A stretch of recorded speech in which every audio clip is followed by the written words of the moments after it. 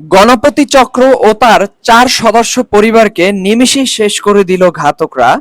গণপতি চক্র রংপুর জেলা স্কুলের একজন অবসরপ্রাপ্ত শিক্ষক ছিলেন।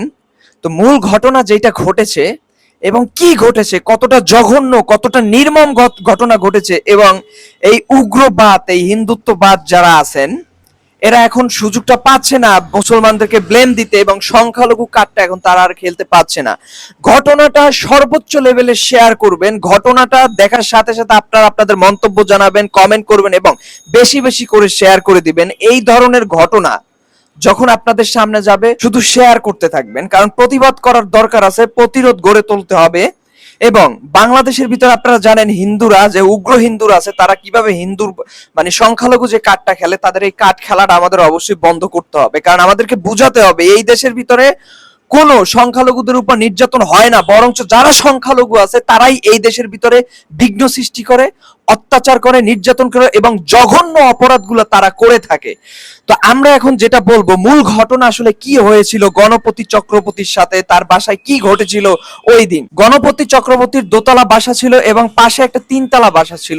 ওই বাসা থেকে গণপতি চক্রবর্তীর দোতলা বাসার ছাদে উঠে তারপর দুজন উগ্র হিন্দুত্ববাদ, এবং এরা হচ্ছে ইসকনের সদস্য, এরা ওইখানে বসে বসে আব্বা সেবন করতেছিল। এমতো অবস্থায় ছাদের ভিতরে আওয়াজ বা শব্দ শুনে গণপতি চক্রবর্তী তিনি গলায় একটা গামছা পেঁচিয়ে ছাদে উঠলেন, এবং ওঠার পর তাদেরকে ওই অবস্থায় দেখে তিনি তাদেরকে হয়তো বারণ করেছেন বা তাদেরকে কিছু একটা বলেছেন, এবং তারা ওইখানে প্রমাণ লোপাটের জন্য বা তাদের এই অসভ্যতামের জন্য বাহিরে ফাঁস না হয়, সেই কারণে ওইখানে তার গলায় সেই গামছা পেঁচিয়ে একেবারে দুনিয়া থেকে বিদায় করে দেন গণপতি চক্রবর্তীকে। এবং ওই ধস্তাধস্তি শব্দ শোনার পর যখন তার স্ত্রী আসে, তার স্ত্রীকে ওই গলায় থাকা ওড়না পেঁচিয়ে বা শাড়ির কাপড় চুপড় পেঁচিয়ে তাকে ওখান থেকে দুনিয়া থেকে বিদায় করে দেন। কতটা নির্মম, কতটা জঘন্য, হতাশ, এই সকল বিষয় দেখার পর আসলে স্থির থাকা যায় না। এরপর তার মেয়ে আসে, তার মেয়ের সাথে একই কাণ্ড করা হয়, কিন্তু তার মেয়েকে গলায় ওড়না দিয়ে পেঁচিয়ে তারপর দুনিয়া থেকে বিদায় করতে না পেরে 3-4 মিনিট ধস্তাধস্তি করার পর গলায় রশি বেঁধে তারপর পেঁচিয়ে তারপর দুনিয়া থেকে নির্মম ভাবে, জঘন্য ভাবে একেবারে বিদায় করিয়ে দেওয়া হয়। এরপর ওই ঘাতক দুইজন আস্তে আস্তে আস্তে আস্তে আস্তে আস্তে করে বাসার নিচে নামে। নিচে নামার পর ছোট্ট একটা সন্তান ছিল, তাদের ছেলে ছিল, একমাত্র ছেলে, বয়স হবে আনুমানিক 5-6 বছর, মানে শিশু, তাকে বালির চাপা দিয়ে পৃথিবী থেকে সরিয়ে দেওয়া হয়।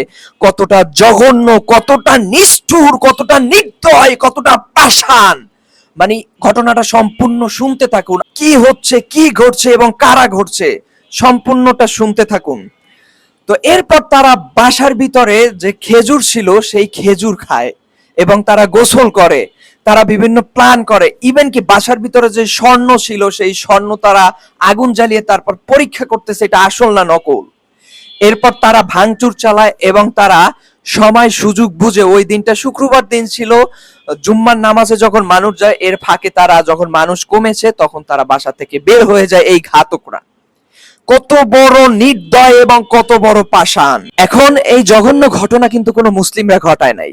এখানে যদি মুসলিমরাও ঘটাইতো তারাও অপরাধী ছিল, কিন্তু এই জঘন্য ঘটনা ঘটায় মুগ্ধ দাস এবং সিদ্ধার্থ দাস নামের দুজন উগ্র হিন্দুত্ববাদ, যেমন আপনার ইসকনের সদস্য, এরা এই ঘটনা ঘটায়, পরিকল্পিতভাবে ঘটায় এবং বের হয়ে যায়। তারপর তারা চেয়েছিল যে কোন মুসলিমদের উপরে এই দোষটা চাপিয়ে দিয়ে তারপর সংখ্যালঘু কার্ড খেলবে, কিন্তু তারা সেই সংখ্যালঘু কার্ডটা খেলতে পারেনি, তারা ব্যর্থ হয়েছে, তারা ধরা খেয়েছে, তাদেরকে পুলিশের হেফাজতে রাখা হয়েছে।